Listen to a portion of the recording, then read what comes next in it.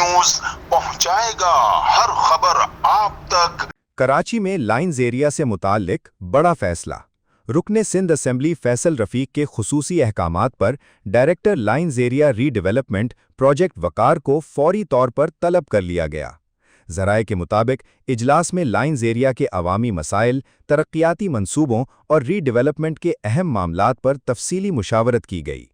इस मौके पर रुकने सिंध असेंबली फैसल रफीक ने दो टोक मौक़िफ़ इख्तियार करते हुए कहा कि लाइन्स एरिया के अवाम के हुकूक़ पर किसी सूरत समझौता नहीं किया जाएगा।